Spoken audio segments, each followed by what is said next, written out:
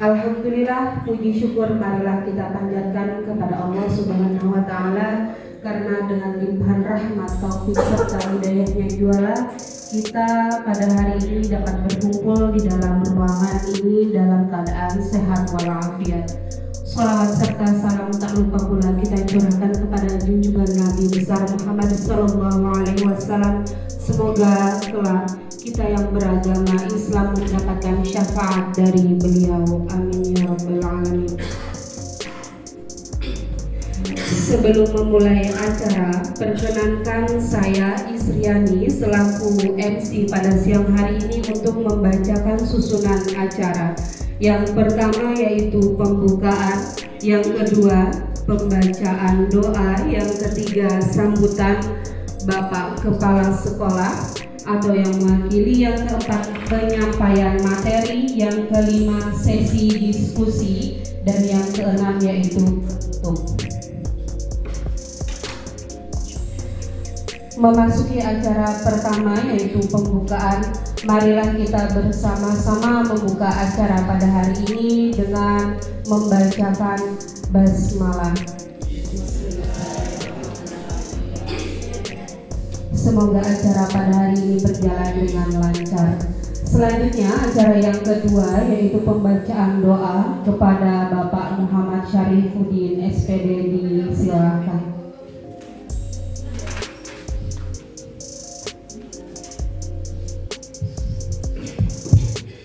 Baiklah Bapak Ibu sekalian, kita bersama-sama semoga acara ini bisa diinspirasi dan positif yang nanti akan dipaparkan oleh Pak Basil berjalan dengan lancar. Baik, ya kita mulai berdoa sesuai dengan kita masing-masing. Bagi yang berorganisasikan saya bila ada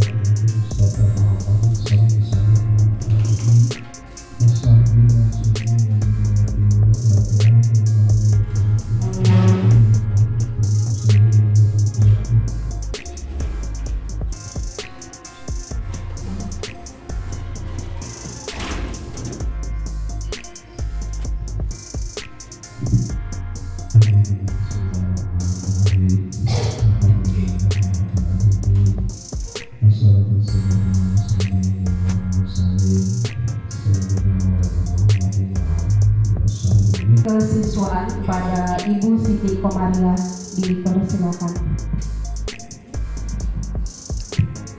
Baik, assalamualaikum warahmatullahi wabarakatuh. Selamat siang, salam sejahtera untuk kita semua. Yang terhormat Bapak Ibu Wakasek Acara Aisyah Haji, Bapak Ibu Dewan Guru, Bapak Ibu staf tata laksana usaha sekolah, dan calon guru penggerak Bapak Muhammad Basil yang berbahagia. Pertama-tama marilah kita panjatkan puji dan syukur kehadirat Allah Subhanahu wa Ta'ala. Alhamdulillah hari ini kita masih bisa berkumpul dalam keadaan sehat walafiat tanpa kekurangan suatu apapun. Kemudian sholawat dan salam senantiasa kita haturkan keharibaan kita dan junjungan kita Nabi besar Muhammad Sallallahu Alaihi Wasallam yang telah kita nantikan syafaatnya di yaumil akhir. Baik, untuk menghemat waktu, pada hari ini kegiatan diseminasi atau penyebar luasan ide atau gagasan tentang budaya positif sekolah atau kelas yang akan disampaikan oleh Bapak Basil sebagai calon guru penggerak angkatan yang ke-9. Mari sama-sama kita simak dengan sungguh-sungguh dari awal hingga akhir dengan kesadaran penuh agar kita dapatkan manfaat dan pemahaman apa yang Bapak Basil nanti akan sampaikan. Kemudian salah satu tanggung jawab seorang guru adalah bagaimana menciptakan suatu lingkungan yang positif yang terdiri dari warga sekolah yang saling mendukung, kemudian saling belajar, saling bekerja, saling bekerjasama sehingga tercipta kebiasaan-kebiasaan yang baik. Dari kebiasaan-kebiasaan baik itu akan tumbuh menjadi karakter-karakter yang baik warga sekolah, dan pada akhirnya karakter-karakter dari kebiasaan-kebiasaan baik akan membentuk sebuah budaya positif. Kemudian menciptakan lingkungan yang positif agar terbentuk suatu budaya positif adalah suatu proses perjalanan pendidikan yang harus kita jalani. Karena Ini merupakan tanggung jawab kita sebagai seorang pendidik, sebagai seorang pemimpin pembelajaran. Nah, suatu lingkungan yang aman dan nyaman akan memberikan murid kesempatan dan kebebasan untuk berproses, belajar, membuat kesalahan belajar lagi, kemudian sehingga mampu menerima dan menyerap suatu pembelajaran. Tapi perlu diingat, selama seseorang itu akan merasakan tekanan-tekanan dari lingkungannya, maka proses pembelajaran akan sulit terjadi.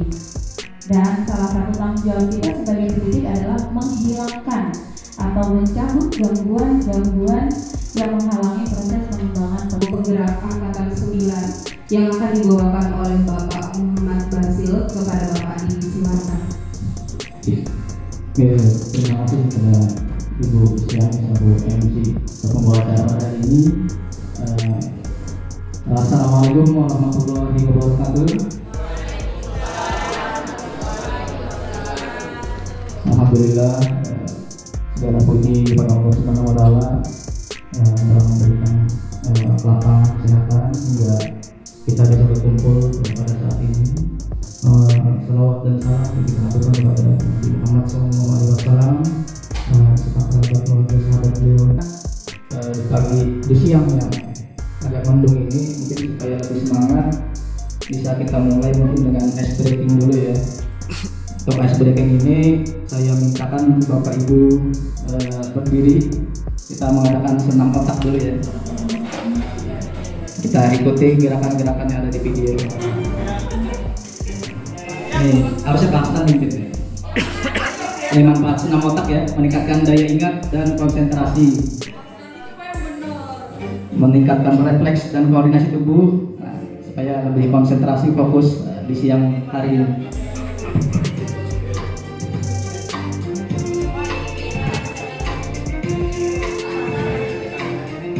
Satu di kepala, satu dibuka.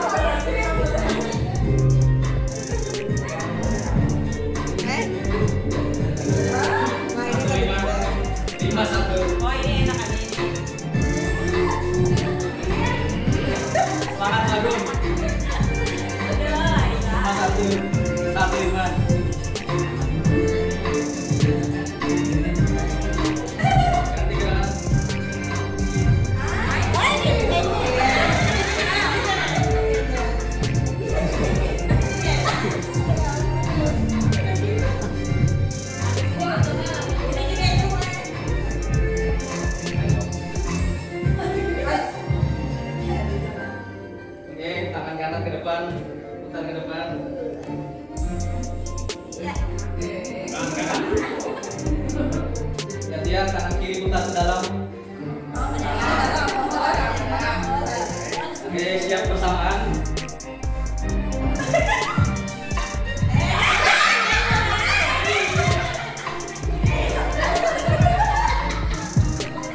Ya. Ini koordinasi otak ya.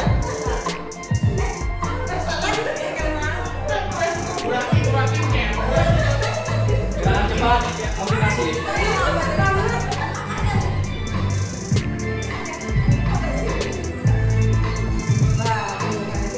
Tinggi jempol.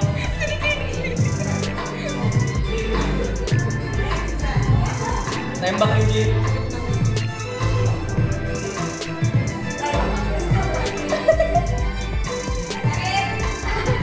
Semangat Mas Heri.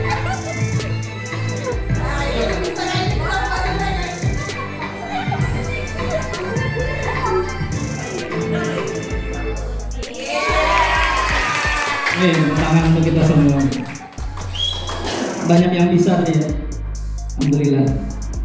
Kerjasama otak kanan dan otak kirinya masih seimbang di siang hari ini. Sudah makan Bapak Ibu ya? Sudah. Mulai mohon izin berdiri. Karena kalau tutup gugup. Baik, mohon izin sebelumnya disclaimer dulu. Ulun berdiri di depan sini bukan karena ulun yang paling bisa ya, atau ulun yang paling tahu.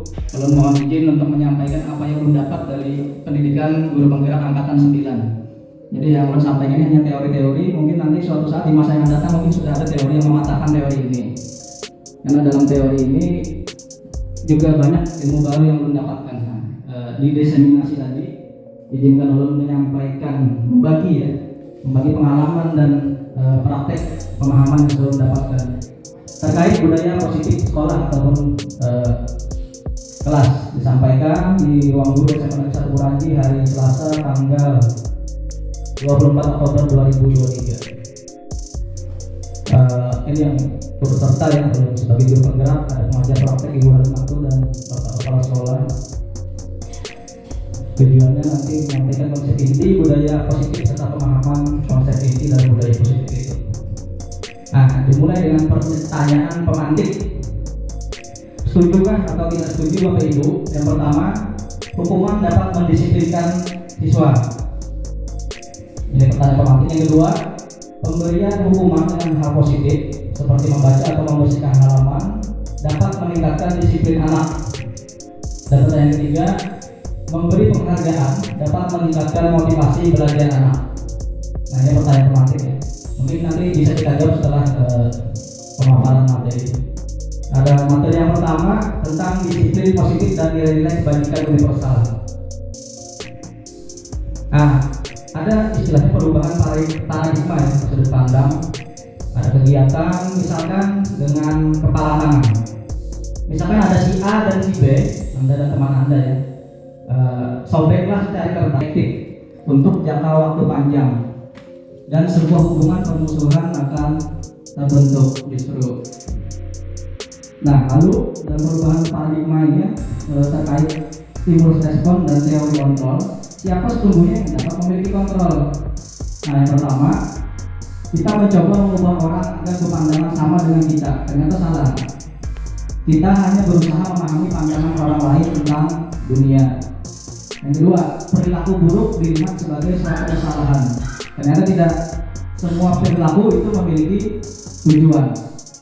Yang ketiga, orang lain bisa mengontrol kita. Tidak, hanya kitalah yang bisa mengontrol diri kita sendiri. Kita merdeka atas diri kita sendiri. Orang lain tidak bisa mengontrol. Kecuali tadi kita yang mengizinkan orang lain untuk mengontrol diri kita. Pemaksaan adalah ada pada saat bujukan gagal. Kita bujuk, kita paksa, kita bujuk, gagal, maka kita paksa siswa.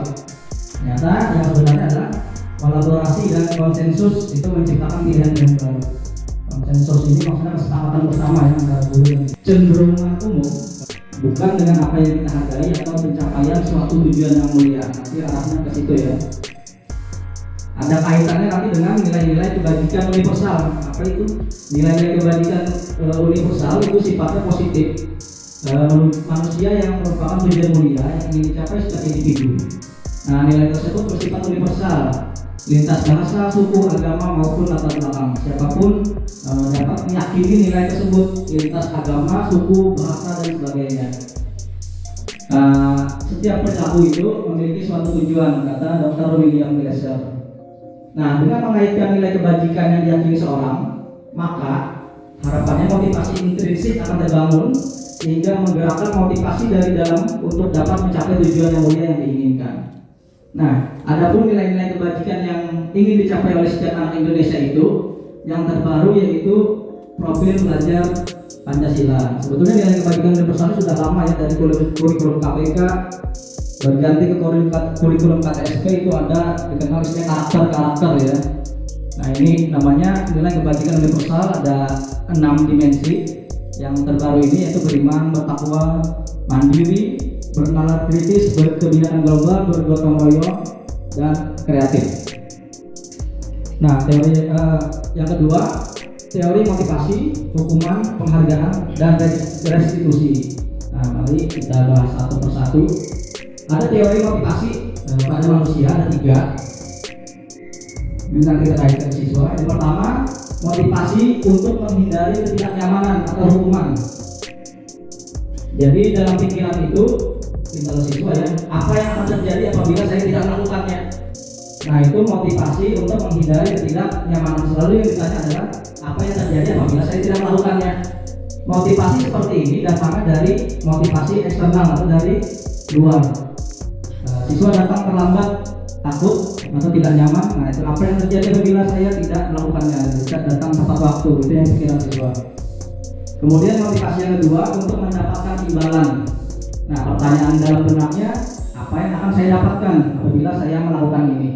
Motivasi kedua ini lebih bagus dari motivasi pertama, namun masih dari luar diri atau motivasinya masih eksternal. Nah, harapannya nanti itu adalah kita dapat melakukan teori motivasi yang ketiga, yaitu untuk menghargai diri sendiri. Sehingga muncul di benak anak itu, saya akan menjadi orang yang seperti apa apabila saya melakukan suatu hal. Inilah yang ingin dicari, motivasi yang ada dalam diri. Ini terkait nanti dengan tujuan disiplin positif itu sendiri. Nah, ada kata-kata dari Ki Hajar Dewantara, merdeka ya. Merdeka menurut Ki Hajar Dewantara itu, merdeka itu artinya tidak hanya terlepas dari perintah. Gitu ya, merdeka selama ini terlepas dari perintah, tetapi juga cakap untuk memerintah diri sendiri. Tentunya pemerintah untuk menjadi lebih baik. Ini kata-kata dari Ki Hajar Dewantara terkait kata merdeka itu, yang dijadikan landasan sebagai kurikulum merdeka. Merdeka tidak hanya terlepas dari perintah, tetapi cakap untuk memerintah diri sendiri, untuk menjadi jauh lebih baik lagi.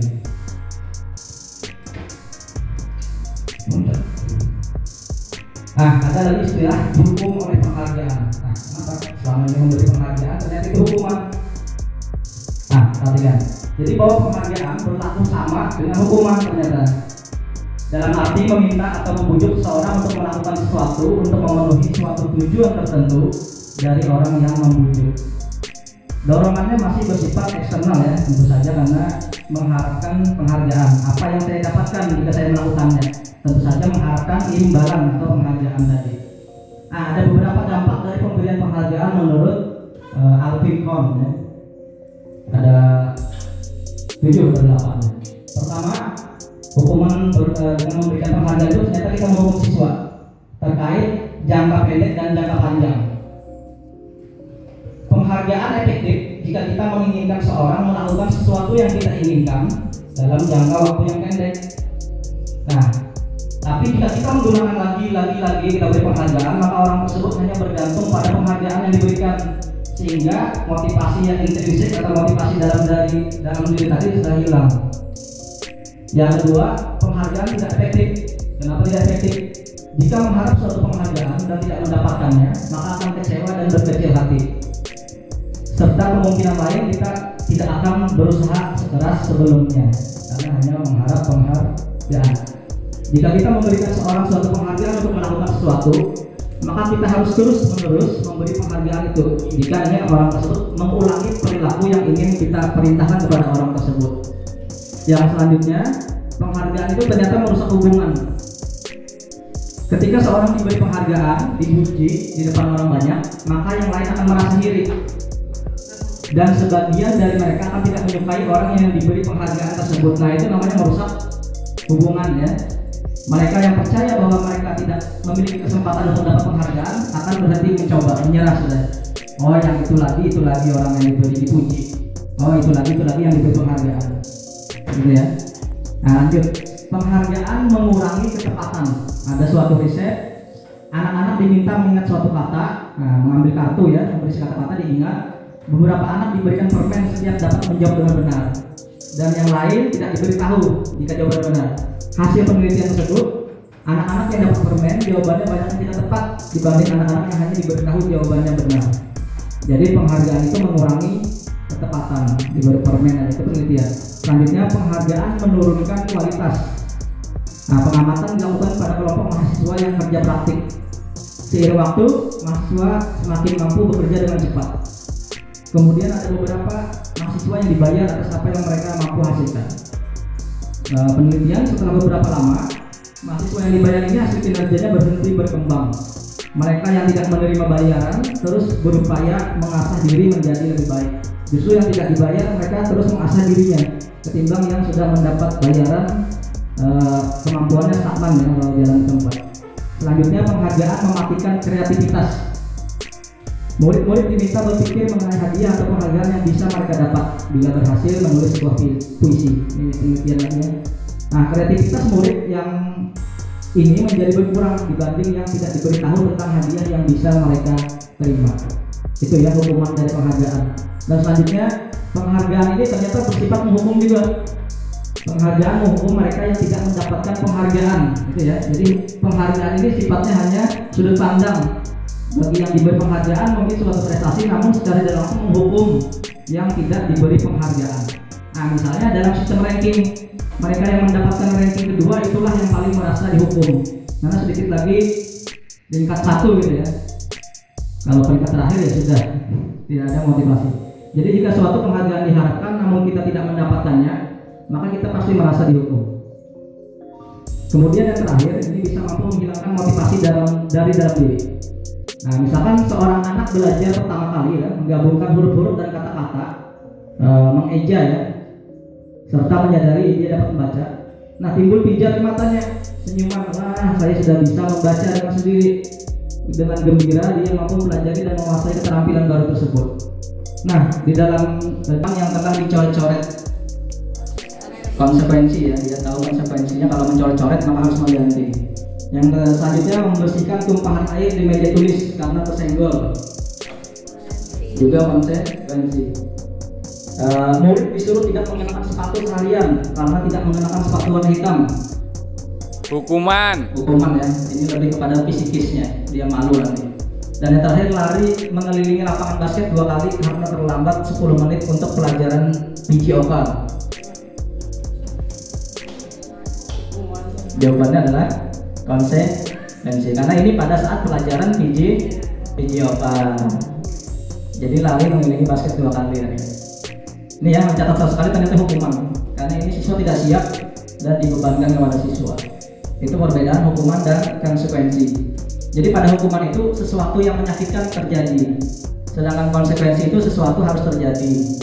Hukuman itu membuat anak sakit baik fisik maupun hatinya untuk jangka waktu yang lama, mungkin dipendamnya ya, walaupun tidak dinampakkan. Sedangkan konsekuensi itu tetap membuat anak tidak nyaman, tapi dalam jangka waktu yang pendek, karena dia menyadari kesalahannya dan dia melanggar aturannya. Yang hukuman itu membuat anak menjadi membenci tentang disiplin, sedangkan konsekuensi anak lebih menghargai disiplin untuk selanjutnya. Hukuman bersifat paksaan, sedangkan konsekuensi itu stimulus dan tanggapan. Hukuman itu membentuk konsep diri anak menjadi buruk, sedangkan konsep dirinya menjadi baik. Nah, terakhir, kalau hukuman itu membuat anak marah, bersalah, dipermalukan dan merasa tidak dihargai. Mungkin setelah dihukum dia iya saja, mungkin ketika masuk kelas kita tidak tahu apakah dia marah ke temannya, mungkin tentang bangku, tentang meja dan sebagainya. Itu efek dari hukuman. Konsekuensi itu kehilangan hak, dibuat tidak nyaman, diasingkan untuk sementara waktu. Nah, lalu ada istilah ketiga, ada hukuman, ada konsekuensi, ada namanya restitusi. Nah, apa itu restitusi? Ini hal yang baru juga untuk saya. Restitusi itu adalah proses menciptakan kondisi bagi murid untuk memperbaiki kesalahannya, sehingga mereka kembali kepada kelompok mereka dengan karakter tentu yang lebih kuat. Jadi bukan malah marah atau membenci atau mengutuk, tapi menjadi lebih kuat. Restitusi juga merupakan proses kolaboratif yang mengajarkan murid untuk mencari solusi masalah mereka sendiri dan membantu murid berpikir tentang orang seperti apa yang mereka inginkan, ini terkait tujuan mulia tadi ya, dan bagaimana mereka harus memperlakukan orang lain. Nah, ini perbedaan dari 3 perlakuan tadi ya. Kalau hukuman itu membuat identitas anak gagal, sedangkan disiplin, konsekuensi dan restitusi itu identitasnya sukses. Perbedaannya, hukuman itu tentu saja negatif, konsekuensi lebih ke arah netral, sedangkan restitusi positif. Sesuatu menyakitkan harus terjadi, konsekuensi sesuatu harus terjadi saat restitusi itu merupakan pilihan dan sebagainya. Nah, ciri-ciri restitusi itu ada 9. Yang pertama, bukan untuk menebus kesalahan, namun untuk memperbaiki dan belajar dari kesalahan. Yang kedua, memperbaiki hubungan. Yang ketiga, sifatnya tawar-menawar, bukan memaksa murid. Yang keempat, restitusi menuntun untuk melihat jauh ke dalam diri. Yang kelima, restitusi mencari kebutuhan dasar yang mendasari tindakan. Mencari kebutuhan dasar yang mendasari tindakan. Setiap tindakan itu pasti ada sebabnya. Nah, nanti sebabnya itu berdasarkan dari kebutuhan anak yang tidak terpenuhi. Yang keenam, restitusi diri cara yang paling baik kalau menurut teori ini ya. 7, restitusi fokus pada karakter tapi bukan kepada tindakan. Restitusi fokus pada solusi. Dan terakhir, restitusi mengembalikan murid yang berbuat salah kepada kelompoknya menjadi karakternya menjadi lebih kuat. Selanjutnya ada yang dikenal dengan keyakinan kelas. Baik, itu keyakinan kelas. Mengapa tidak peraturan saja? Kenapa harus lagi diulang keyakinan kelas?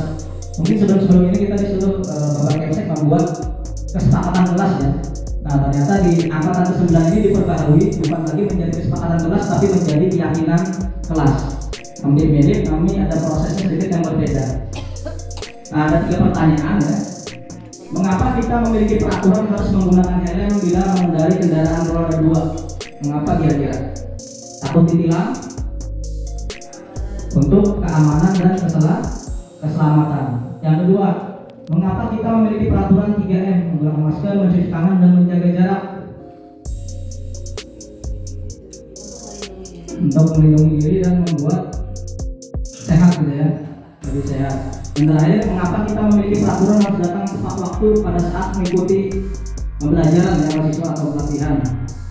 Mungkin bisa menjawab kita takut dihukum ya, tapi jawaban sebenarnya terkait kedisiplinan. Nah, untuk mendukung motivasi dari dalam diri siswa itu, kita kembalikan ke nilai-nilai atau keyakinan-keyakinan yang lebih menggerakkan seseorang dibanding hanya mengikuti aturan-aturan. Ini sifat dari keyakinan kelas. Bagaimana cara pembentukan keyakinan sekolah atau keyakinan kelas?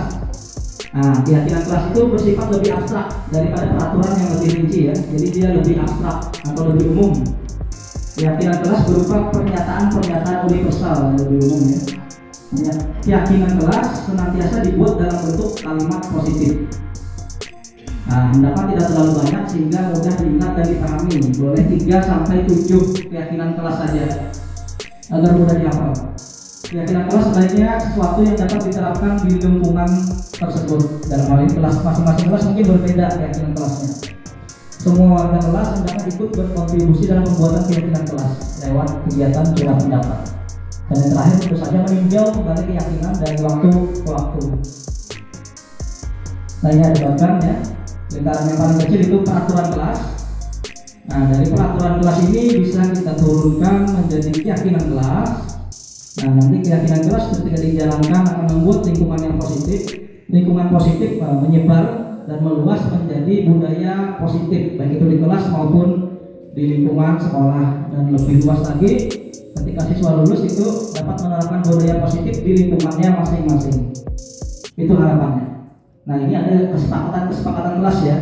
Dari beberapa kesepakatan kelas ini ada yang kalimatnya sudah berbentuk dalam keyakinan. Nah, coba saya tanya satu-satu ya. Datang tepat waktu, ini kesepakatan atau peraturan atau keyakinan? Datang tepat waktu, ini lebih ke peraturan. Menjaga kebersihan sekolah, peraturan. Berdoa sebelum dan sesudah, keyakinan. Aktif dalam pembelajaran, sama ya. Nah, kalau ini kami guru dan murid saling menyayangi, keyakinan atau peraturan? Keyakinan ya. Nilai keyakinannya saling menyayangi. Kami murid yang semangat belajar, ini kesepakatan atau ini peraturan atau keyakinan? Keyakinan. Nilai keyakinan adalah semangat. Terakhir, kami murid yang peduli dengan teman-teman, peraturan atau keyakinan? Keyakinan. Nilai keyakinannya yaitu peduli. Selanjutnya, nah, Ini ada sebuah peraturan, kita coba mencari keyakinannya atau nilai kebajikannya. Misalkan selalu kembalikan buku ke tempatnya, itu ada terkandung nilai keyakinannya, yaitu mengembalikan buku ke tempatnya. Bertanggung jawab ya. Kita cek nanti. Dilarang mengganggu orang lain. Nilai kebajikannya kira-kira apa? Toleransi atau menghormati. Hadir di sekolah 15 menit sebelum pembelajaran dimulai. Disiplin ya. Dilarang melakukan kekerasan. Nilai keyakinannya apa? Dilarang melakukan kekerasan berarti saling menyayangi ya, atau menghargai teman gitu. Dilarang menggunakan narkoba. Lebih kepada kesehatan. Bergantian atau menunggu giliran, berbaris rapi. Disiplin, antri ya, budaya disiplin. Menyayangi anak depan. Yang terakhir, jangan berlari di kelas atau koridor. Menyayangi teman ya, takut kepleset. Kita cek. Nah, sebagian besar sudah benar ya. Tanggung jawab, hormat, keselamatan ya. Yang kesehatan itu ternyata jangan berlari itu keselamatan ya, tentu saja. Menyayangi ini semuanya ini saling ada di dalamnya, terkandung menyayangi maksud pahamannya. Luar biasa. Nah, ini contoh-contoh keyakinan kelas ya. Setiap anggota, tapi ini untuk SD aja, perlu belajar, perlu senang, perlu melakukan tugas. Nah, harapannya ini ditempel di kelas masing-masing, anak-anak meyakininya dan berusaha tidak melanggarnya. Bagaimana prosedur pembuatan keyakinan kelas? Ini sudah mencoba ya, capek ya. Pertama, bercurah pendapat tentang peraturan yang perlu disepakati di kelas. Ini persilakan menulis di kertas post-it ya. Tulis masing-masing mencurahkan pendapatnya. Dilarang merokok ya, cewek-ceweknya kan ada, ternyata nanti ada si cowok yang merokok. Dilarang banyak ya, nih ada tempel yang hijau ini. Mencatat yang kedua, langkah kedua, mencatat semua masukan para murid di papan tulis atau di kertas. Kemudian saya ketik semua masukan atau peraturan yang ingin ditindaklanjuti oleh siswa. Saya catat di papan tulis. Lalu ketiga, susun keyakinan kelasnya. Ada yang kalimatnya dalam bentuk negatif. Jangan membolos ya, nanti ada kawan-kawannya yang bolos itu cewek-cewek itu bisa mengadukan. Nah, kita ubah menjadi kalau jangan bolos tadi diubah menjadi positif. Belajar ya, dan selalu hadir di setiap pembelajaran. Itu langkah ketiga. Langkah keempat, meninjau kembali daftar curah pendapat. Nah, ajak murid untuk menemukan nilai kebajikannya seperti tadi ya, agar dapat nilai keyakinannya yang dituju dari yang masih dalam bentuk peraturan-peraturan tadi kita ubah menjadi keyakinan. Ini saya ketikkan. Kelima, semua warga kelas dipersilakan meninjau ulang dan menyetujui. Jika sudah setuju, boleh ditandatangani ya, untuk kesepakatan atau keyakinan kelasnya. Dan terakhir, letakkan di dinding atau di tempat yang mudah diingat, dibuat spanduk atau banner, kemudian ditempel agar bisa dibaca-baca berulang-ulang. Dan harapannya itu keyakinan kelas itu dipatuhi oleh semua anggota atau warganya. Lalu ada istilahnya kebutuhan dasar manusia. Nah, ini ada 5 kebutuhan dasar manusia yang setiap manusia itu wajib untuk memenuhinya. 1, 2, 3, 4, 5. Jika yang terakhir kebebasan. Nah, kelima kebutuhan dasar manusia ini harus dipenuhi. Sedangkan kebutuhan lain itu adalah kebutuhan yang istilahnya sekunder ya, atau tersier. Yang pertama, kebutuhan bertahan hidup. Nah, kebutuhan ini satu-satunya yang bersifat fisiologis. Misalnya kesehatan, rumah, makanan. Fisiologis pada kebutuhan ini meliputi kebutuhan akan perasaan aman juga. Yang kedua, kebutuhan akan kasih sayang dan rasa diterima, meliputi kebutuhan akan hubungan dan koneksi sosial, kebutuhan untuk memberi dan menerima kasih sayang, dan kebutuhan untuk merasa menjadi bagian dari suatu kelompok. Selanjutnya, kebutuhan akan penguasaan ya, minta diakui atas kemampuannya. Ini juga kebutuhan setiap orang juga punya.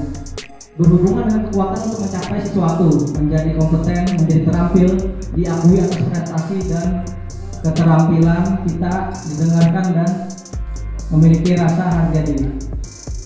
Dan terakhir meliputi kegiatan untuk dianggap berharga, bisa membuat berbeda. Nah, yang keempat, kebutuhan akan kebebasan. Nah, kebutuhan kebebasan ini melibatkan kemandirian, otonomi, memiliki pilihan akan mampu mengendalikan hidup masing-masing. Dan yang terakhir, kebutuhan kesenangan. Semua orang pasti merasa senang ya. Jadi mencari senang, bermain, tertawa. Bayangkan jika hidup tanpa kenikmatan atau kesenangan, betapa menyedihkannya. Jadi 5 kebutuhan ini wajib dipenuhi ya, masing-masing untuk punya gelas-gelasnya ibaratnya. Kalau satu saja tidak terpenuhi maka pasti ada menjadi masalah. Begitu juga dengan siswa. Misalnya siswa kurang kasih sayang di rumah, maka dia akan mencari rasa kasih sayang itu di sekolah. Bisa saja dia bermanja-manja dengan bapak ibu gurunya. Nah, itu bisa kita kenali. Artinya anak tadi kurang akan kebutuhan kasih sayang. Ada juga anak yang kebutuhannya penguasaan, maka dia di kelas akan mencoba untuk mengatur anak-anaknya, mengatur teman-temannya. Jika tidak, maka dia akan bersifat anarkis. Nah, itu salah satunya penyebabnya karena kebutuhan dasarnya tidak terpenuhi. Begitu juga kita ya, kalau tidak ada kesenangan misalkan, betapa menyedihkannya. Cari kesenangan di tempat lain ya, macam olahraga, senam dan sebagainya. Nah, ada istilahnya mengontrol siswa tadi ya, ada 5 posisi. Nah, hari ini izinkan saya menanya. Selamat pagi Bu. Selalu terlambat. Kamu deh, pasti terlambat. Bu, saya Apa? Apa coba? Alasan kamu apa lagi? Kapan sih kamu tidak terlambat? Malas sekali ya kamu jadi anak. Dasar pemalas. Gak kapok-kapok sih kamu. Sudah berapa kali terlambat? Sana, kamu keliling lapangan basket. 2 kali.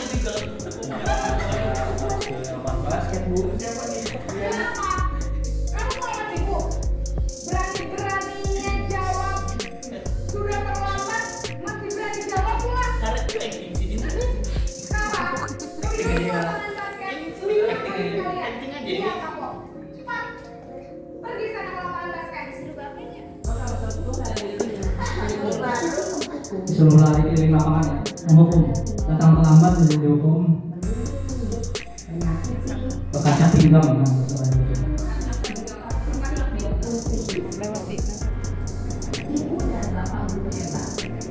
Kenapa baju merah itu Pak? Berada pada posisi pemukul adalah murid cenderung akan memberontak, bahkan menyimpan dendam. Yang kedua, posisi pembuat rasa bersalah.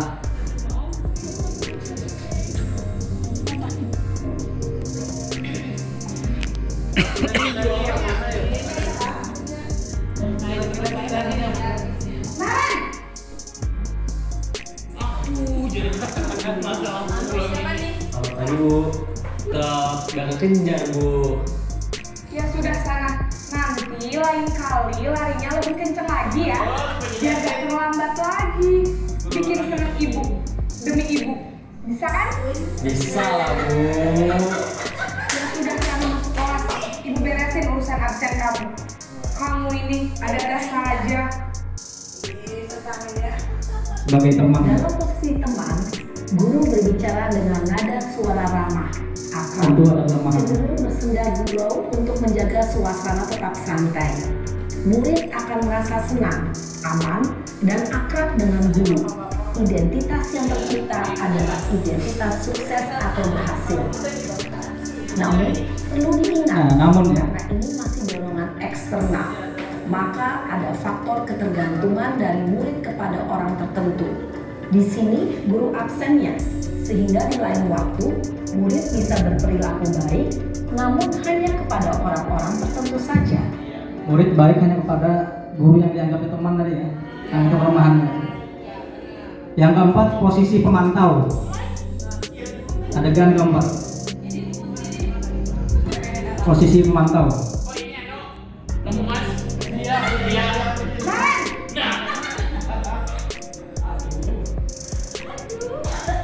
Selamat pagi Bu. Naren, apa peraturan sekolah kita tentang jam berapa kita harus masuk sekolah? Nah, 7 Bu. Iya betul, sekarang sudah jam 7.20. Kalian sudah tahu konsekuensinya dengan terlambat aja. Paham Bu, saya harus tinggal kelas pas jam istirahat selama 20 menit. Iya benar, konsekuensinya demikian. Jadi nanti jam 9.30 pas istirahat, kamu harus tinggal di kelas, kerjakan tugas tambahan untuk ketertinggalan kamu, ya. Baik Bu. Posisi pemantau mengandalkan penghitungan atau data. Kalau pemantau dia selalu memantau siswanya dan selalu mengingatkan tentang peraturan. Ini menjalankan peraturan sekolah. Orang pemantau menunjukkan bahasa tubuh dan ekspresi wajah yang datar dan cenderung formal. Yang terakhir itu posisi manajer. Guru sebagai manajer.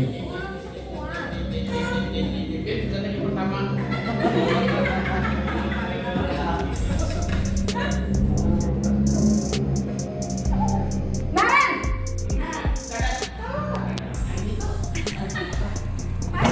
Selamat pagi Bu.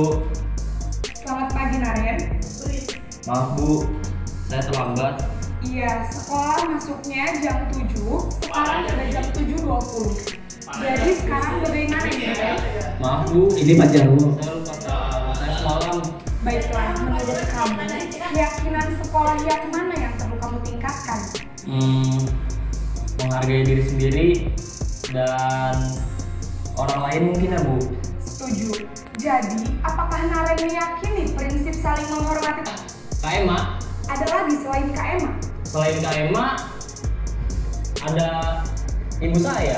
Baik, jadi yang mengingatkan Naren adalah KMA dan ibu kamu ya? Kira-kira akan mulai set alarm kapan nih Naren? Setelah pulang sekolah akan segera saya lakukan. Baik, jadi Naren akan setel alarm untuk bangun besok pagi dan akan diingatkan oleh kakak dan ibu dan Naren ya. Ada lagi yang mungkin perlu dilakukan Naren agar tidak terlambat bangun lagi. Tidak ada Bu. Baik Naren, terima kasih untuk kerjasama kamu. Sekarang kamu perlu kembali ke Ini kelas. Pak Duwasta nih. Baik Bu, terima kasih. Kira-kira masing-masing merasakan ya pernah di posisi yang mana? Kalau Bu Kokon tadi 5 posisi tadi. Amenta tadi sebagai teman, dari manajer. Ini hanya teori ya. Kalau mungkin di lapangan jauh berbeda ya.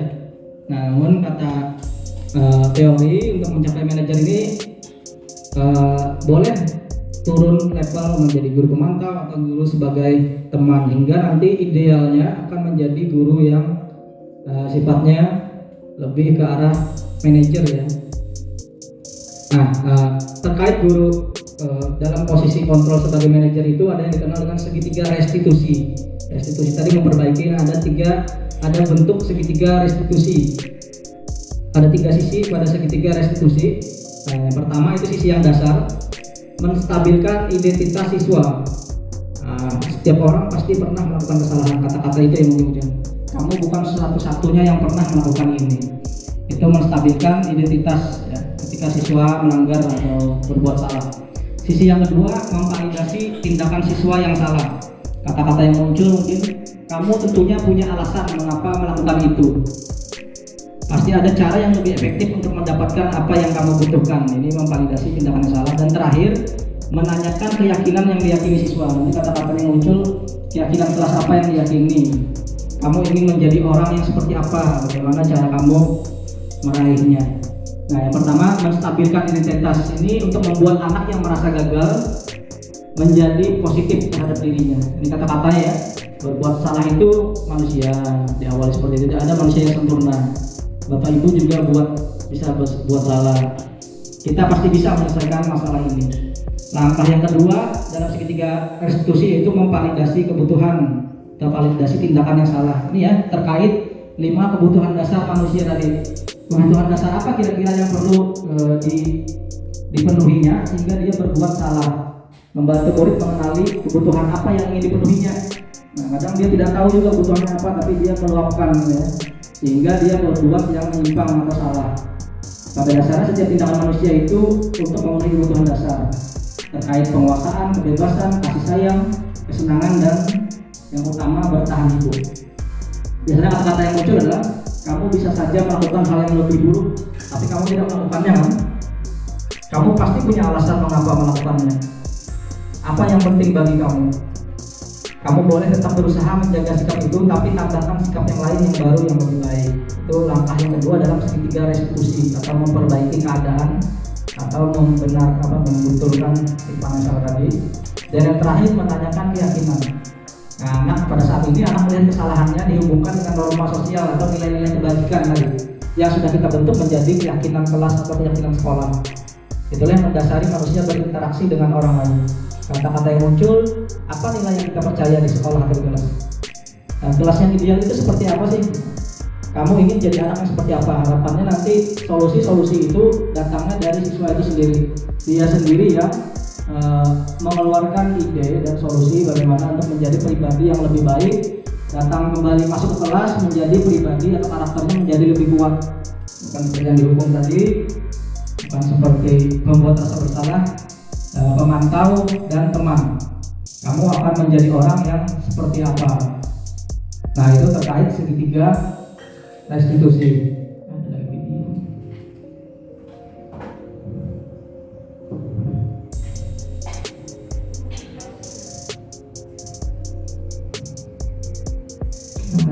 Segitiga restitusi.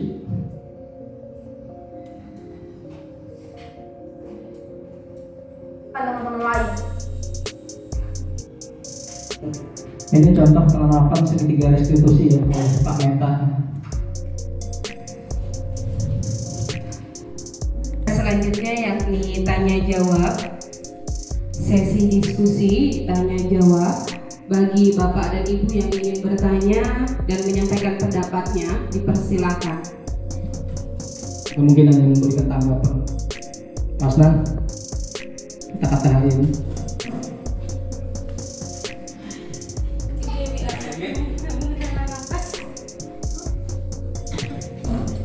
Cek satu. Ya, terima kasih. Jadi untuk sesi diskusi ini yang disampaikan Pak Basir ini sangat luar biasa. Jadi secara tidak langsung kita mereview atau meng-highlight kegiatan-kegiatan kita pada saat kita pembelajaran, pada saat kita menunggu peserta didik. Di situ tadi ada 5 gaya, Pak ya. Jadi dari 5 gaya itu sebenarnya kelimanya itu bisa digunakan kalau menurut saya dan disesuaikan sama kondisinya. Ya, disesuaikan dengan kondisinya. Mungkin bagi saya kelimanya itu tidak baik pada posisinya dan kelimanya itu menurut saya baik apabila pada posisinya. Contoh kecil saja. Ada 3 benda. Misalnya pisau silet, pisau pemotong daging, dan kapak. Apabila kita ingin memotong pohon besar, itu tidak mungkin menggunakan silet. Apabila kita ingin memotong kumis, itu tidak mungkin kita menggunakan kapak. Ya kan? Kasihan bibirnya. Ya, jadi saya rasa disesuaikan dengan kebutuhannya dengan 5 gaya tadi. Benar ke-5 gaya itu semuanya pernah kita laksanakan, tetapi mungkin kita akan menjadikan lebih efektifnya ke gaya yang mana. Oh, anak ini gaya ini, oh anak ini gaya ini, mungkin disesuaikan dengan itu saja, Pak. Sama halnya dengan kita bandingkan lagi dengan mulut kita. Di situ ada lidah, ada geraham, ada taring, ada gigi seri. Itu disesuaikan semua. Geraham sesuatu yang keras-keras dia akan menghancurkan. Gigi seri yaitu dengan mencabik, dan gigi seri memotong, dan gigi taring itu mencabik. Gak bisa gigi geraham itu untuk mencabik-cabik, dan lidah itu dengan kelembutannya menggoyang makanan itu sehingga makanan itu bisa ditelan. Hanya satu tanggapan Pak buat saya, mungkin untuk masukan kita semua. Guru itu mungkin tadi Pak Basil kata-kata buat hari ini ya. Kata-kata buat hari ini, guru itu laksana ombak yang tak pernah berhenti untuk menepi. Ya seperti itulah mungkin guru, Pak. Kalau buat saya tak pernah berhenti untuk membimbing generasi muda kita. Mungkin itu saja Pak. Mungkin tanggapan saya cuma itu, tidak memberikan pertanyaan atau apa. Sangat luar biasa yang disampaikan Pak Basir. Mungkin kita melaksanakan tetapi secara tidak langsung tidak sadar dan disadarkan oleh Pak Basir. Kita beri tepuk tangan dulu untuk Pak Basir. Terima kasih untuk Pak Hasan. Kita beri sekali tepuk tangan untuk Pak Hasan juga. Nah, jadi benar sekali apa yang disampaikan Pak Hasan ya. Dari 5 posisi kontrol guru tadi itu tidak harus selalu jadi manajer ya. Kita kadang-kadang juga bisa sebagai teman, juga bisa sebagai pemantau, tergantung kondisi tadi. Bahkan untuk mempraktikkan segitiga restitusi tadi tidak harus ketiga langkahnya dituruti ya. Kadang-kadang kasus yang ringan saja maka bisa langsung mungkin ke tahap menanyakan keyakinan kelas atau langsung memvalidasi kebutuhan apa kira-kira yang ingin dipenuhinya agar bisa sama-sama dicari solusi dan anak menjadi pribadi yang lebih baik lagi. Ya, mungkin cukup itu.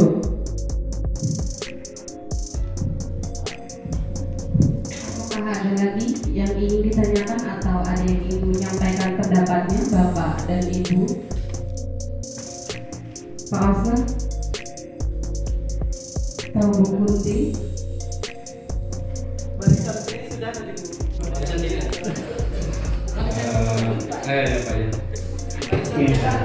Silakan Pak. Oke, assalamualaikum warahmatullahi wabarakatuh. Yang pertama kita apresiasi kepada Bapak Basir yang telah membuka pengalaman kita. Ternyata apa yang kita laksanakan berhari-hari, berwaktu-waktu, bermenit-menit itu ternyata terjawab di sini. Ternyata kita ternyata ada yang namanya segitiga restitusi. Nah itu ya, itu. Jadi kalau tanggapan saya itu beda murid, beda perlakuan. Jadi maksudnya seperti ini. Ada yang memang murid itu bisa dijadikan teman ketika murid itu tidak bisa dikelasi. Ada murid itu seperti pasir. Ketika kita genggam, dia lebih tambah keluar. Seperti itu. Jadi nggak bisa dia ditekan, nggak bisa. Karena seperti pasir. Ada juga murid itu seperti buku. Jadi kalau murid seperti buku sangat susah dipahami. Kita membaca data isi aja susah. Gitu. Ini apa maksudnya? Nah, ada juga murid seperti itu. Jadi mungkin ketika restitusi ini bisa kita terapkan ke gimana dulu nih, anak ini gimana dulu nih, dan kayak gitu. Yang saya tidak sadari, mungkin secara saya sadar atau tidak, saya akan ada yang murid saya jadikan teman, ada yang murid saya apa itu namanya bukan jadikan istri Pak. Itu jadi kontrolnya beda-beda. Ya, kontrolnya beda-beda. Jadi luar biasa, ini bisa membuka pengetahuan kita. Ternyata di apa yang kita jalani itu ternyata terjawab di hari ini. Terima kasih ilmunya kepada Pak Basir. Ya, kita beri aplaus dulu kepada Pak Basir dulu. Ya, sekian. Terima kasih. Wassalamualaikum warahmatullahi wabarakatuh. Waalaikumsalam warahmatullahi wabarakatuh. Oke, terima kasih Pak Meta menanggapi kembali. Jadi kalau tadi Pak Hasnan itu melakukan murid itu ibarat mulut ya. Nah, Pak Meta tadi melakukan murid itu seperti pasir. Jadi ada beberapa filosofi atau istilah. Ya. Jadi juga sepakat ya bahwa kita dalam menangani siswa itu tidak harus menjalankan segitiga restitusi tadi, harus tiga-tiganya harus dijalankan tidak ya. Tergantung situasi dan kondisinya. Tergantung seperti apa latar belakang siswanya tadi. Dan ini bahkan saat menjalankan ini mendapat pengalaman ya ketika Bapak Karya itu bertemu dengan berbagai guru yang hebat, bertemu salah satu guru PAUD ya. Beliau berkeluh kesah ya, gimana apa ya kalau anak TK ya menjalankan segitiga restitusi disuruh acting berbuat salah. Dan kebetulan mungkin anak itu ada berkelahi di kelas, dipanggil satu-satu bergantian dilakukan praktek restitusi. Nah jadi nanti ya habis ini kamu mau gak dikawal? Gak mau, iya salah ya. Nah ternyata tidak bisa dilakukan ya, misalkan untuk anak PAUD tadi. Jadi itu situasi dan kondisi itu kawan yang bercerita. Apalagi, nah dia sudah tag video, kemudian disuruh mengulangi bikin video lagi, udah nggak mau kulit. Ya, nah, itu penanganannya beda lagi ya. Nah kemudian ada juga cerita dari rekan ya, dari SMK 5 Banjarmasin. Justru beliau merasa posisi guru yang paling efektif itu tetap sebagai penghukum. Nah, jadi beliau mematahkan semua teori ini, tetap sebagai penghukum karena kami di sekolah aturan sudah ada, hukuman diberlakukan dan ternyata itu sangat efektif katanya. Jadi siswa tidak macam-macam ya, tidak ada kasus-kasus yang berarti ditemukan. Nah tapi mungkin kembali ya berdasarkan teori tadi bahwa ketika menghukum itu mungkin bisa saja dia memendam justru ya, dan itu ada efek jangka panjang ya yang dihukum itu. Hanya mungkin tidak terluapkan di kelas atau di mana atau mungkin di rumah. Nah tapi apa yang kami sampaikan ini juga hanya teori tadi ya. Sesuai disclaimer tadi, mungkin suatu saat nanti ada lagi ditemukan siapa tahu segi 4 restitusi ya atau segi 6 restitusi tidak tahu ya. Nih ada lagi Bapak Ibu, ini cukup ya. Yang 3 nih dari Ulin mungkin terima kasih banyak. Terima kasih sebesar-besarnya kepada Bapak Ibu yang berkenan meluangkan waktu, masukan, saran, berbagai tenaga, bantuan ya dan sebagainya. Mohon maaf jika selama penyampaian ada kata-kata atau perbuatan yang salah, agak atau menyinggung perasaan Bapak Ibu. Mohon kiranya dimaafkan. Jadi sekali lagi mohon izin nanti videonya akan diposting di YouTube sebagai tugas aksi nyata untuk budaya positif sekolah ya. Nah ini Bapak Ibu nanti ingin ya materinya atau apa bisa minta dengan Ulun. Oke mungkin itu dulu. Terima kasih dari Ulun. Wassalamualaikum warahmatullahi wabarakatuh. Kembalikan kepada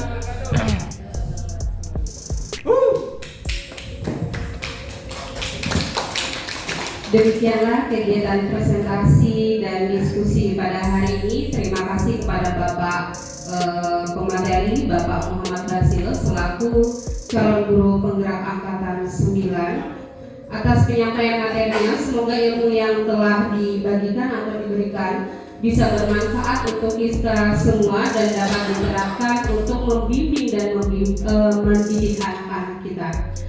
Saya selaku moderator meminta maaf atas segala kesalahan. Marilah kita tutup acara pada hari ini dengan membacakan hamdalah.